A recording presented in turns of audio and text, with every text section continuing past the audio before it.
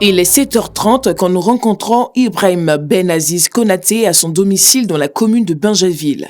Jeune entrepreneur titulaire d'une licence en finance, comptabilité et gestion d'entreprise et manager général de Volaille d'Or, Benaziz explique son programme du jour. En tant qu'entrepreneur, le matin, la première des choses à faire, c'est d'appeler à l'entreprise, voir comment les choses évoluent. Donc avant de sortir, il faudrait que je sois capable de savoir ce que je veux faire la journée, les objectifs à atteindre. Ensuite, appeler tout le monde pour voir si ça va et déléguer les tâches. Après quoi, on peut sortir maintenant pour commencer à exécuter ces tâches. À 18 ans, il se lance dans l'entrepreneuriat et crée sa première entreprise Volaille d'Or. En 2013, juste après son baccalauréat obtenu au lycée Garçon de Bingerville. Volaille d'Or est né d'un reportage à la RTI qui disait que la Côte d'Ivoire continuait d'importer de la volaille. Je me suis donc dit que ça serait un marché porteur et puis pourquoi ne pas contribuer à l'autosuffisance alimentaire de mon pays, mais également me créer un emploi et un emploi pour d'autres Ivoiriens. Transformer une petite ferme en une unité de production, c'est ce qu'a fait le jeune entrepreneur. Le marché de la volaille étant un marché concurrentiel, Ben tisse des partenariats avec des jeunes fermiers pour répondre à la demande de sa clientèle. On a plus de 3 fermes et on travaille avec une dizaine de fermiers également. Aujourd'hui, il met l'accent sur la distribution et dispose de plusieurs points de vente de poulets de chair dont Cocody, Yopougon, San Pedro. Koumassi et Bassam sont encore en chantier. Volaille d'Or se positionne comme la 3e entreprise ivoirienne de commercialisation de volaille en Côte d'Ivoire. L'une de ses stratégies reste la qualité de ses poulets. La particularité de Volaille d'Or, c'est que nos différentes agences, lorsque vous entrez, vous êtes dans une réception où vous n'avez pas d'odeur de poulet, rien, vous êtes dans une salle climatisée et vous voyez les poulets vivants à travers la vitre. Donc ces poulets-là sont abattus sur place, donc emballés et livrés frais à la commande. Benaziz a commencé son business avec 60 000 francs CFA. Aujourd'hui, âgé de 26 ans, il se retrouve avec un chiffre d'affaires de 300 millions de francs CFA et emploie plus de 30 jeunes. Entre difficultés, détermination et persévérance, son histoire demeure un témoignage pour ses collaborateurs. Benaziz Konaté, c'est un modèle pour moi. Voilà, j'ai tout fait pour travailler avec lui. Il motive un peu tous les jeunes de la Côte d'Ivoire. Un jeune entrepreneur très courageux. Ça fait 2 ans que je travaille avec lui. C'est quelqu'un de très sympathique et très courageux. Il est rigoureux dans le travail aussi. Inculquer la culture de l'entrepreneuriat aux plus jeunes afin d'être autonomes, c'est l'objectif de ce jeune millionnaire. Au cours secondaire catholique à Petit Séminaire de Bingerville, où l'entrepreneuriat est enseigné aux élèves à travers le modèle Benaziz, il est le bienvenu. Merci, bonjour. Bonjour, comment vous allez? Ça va super. Le jeune entrepreneur est l'idole des élèves. Ils souhaitent tous faire comme lui, voire mieux que lui. Benaziz m'inspire la persévérance parce que malgré qu'il a eu beaucoup d'échecs, il n'a pas abandonné. Donc moi aussi, je veux prendre son exemple dans l'avenir. Les plus grandes entreprises de lapins que j'ai eu à voir ne sont pas dirigées par des Ivoiriens. Donc je voudrais inciter par ma réussite dans ce domaine les autres Ivoiriens à se lancer dans le lapin. Aziz reste une source de motivation pour plusieurs jeunes. Il est l'un des plus jeunes entrepreneurs ivoiriens dont le travail est reconnu au plus haut niveau. Un travail acharné qui lui a valu plusieurs distinctions au plan national et international, dont les plus prestigieux restent le prix d'excellence du meilleur chef d'entreprise catégorie jeune délivré par le président Alassane Ouattara en 2016.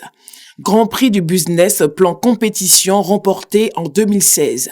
The Anzisha Prize, prix du meilleur jeune entrepreneur innovant d'Afrique obtenu en 2017 en Afrique du Sud. Le rêve de Benaziz, c'est d'être milliardaire à 30 ans. Il allie donc force et courage pour réaliser ce rêve. À côté de Volaille d'Or, il crée 2 autres entreprises, d'où un fast-food typiquement ivoirien et ITM, une industrie de transformation métallique. On est en train de préparer l'ouverture du fast-food. Donc on le fait déjà beaucoup en livraison et on se dit que pourquoi ne pas faire une terrasse où les gens pourront consommer et tout ça.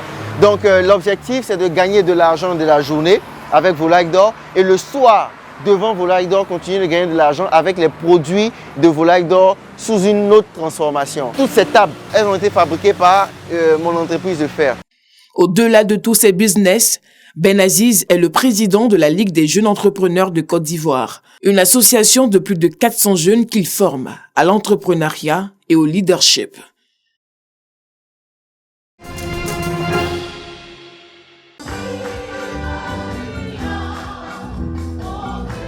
Chaque 15 août, l'Église catholique célèbre la fête de l'Assomption, la montée de la bienheureuse Vierge Marie. À l'occasion de cette célébration, il rappelle à l'Église l'exemple de vie de la mère de Jésus-Christ. Ici, à la paroisse Notre-Dame de Cana d'Abobo-Avocatier, l'événement a été célébré.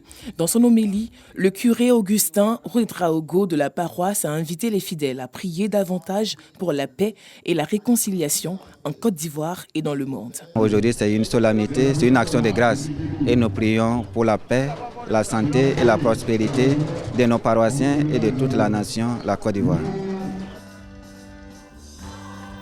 La paroisse Saint-Joseph Époux d'Abobo-Gare n'est pas restée en marge de la célébration de l'élévation de la Vierge Marie. Des prières ont été adressées à la Vierge Marie afin qu'elle intercède pour tous ses enfants auprès de Dieu le Père et de son Fils Jésus-Christ. Dans son homélie également, le curé Pascal Seka a exhorté les chrétiens à se mettre au service des autres comme l'a fait la Vierge Marie et est revenu sur l'importance de l'Assomption. L'Église dit de cette fête que c'est une solennité, c'est-à-dire une fête au-delà de la fête où elle célèbre celle qui n'a pas connu le péché. Et l'Assomption, c'est l'élévation au ciel, en sa chair, en son âme, en son cœur, de la très sainte Vierge Marie, de nous donner cette paix que nous avons tant besoin en Côte d'Ivoire. Pour les chrétiens catholiques, l'élévation de la Vierge Marie au ciel, l'Assomption, est une occasion de plus pour eux de se repentir et adresser des intentions de prière particulières à Dieu par Marie. Nous sommes venus prier pour que le Seigneur nous donne la grâce, la force toujours, pour que notre paroisse puisse aller de l'avant.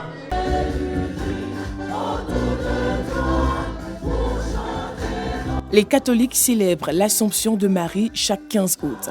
Les temps forts de cette célébration sont le pèlerinage, la messe, le pardon, la bénédiction et la prière.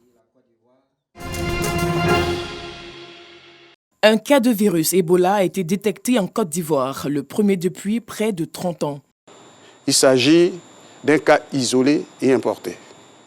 La patiente est actuellement en isolement et pris en charge au centre de traitement des maladies hautement épidémiques du CHU de Treichville.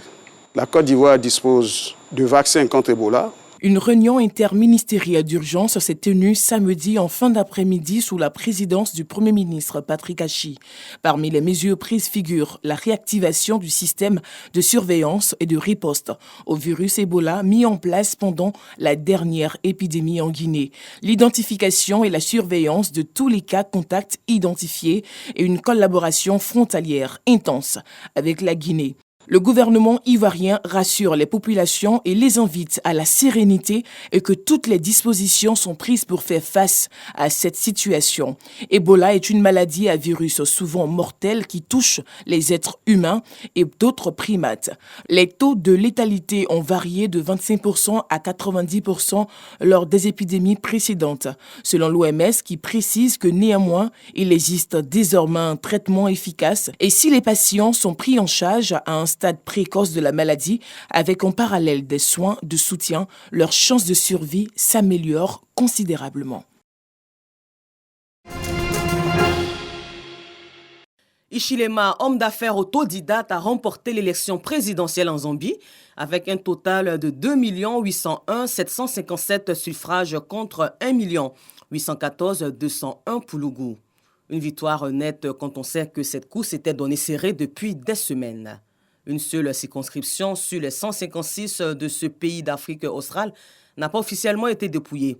La commission électorale a cependant estimé que, quels que soient les résultats de cette circonscription, cela ne risquait pas d'influer sur la victoire de Hichilema.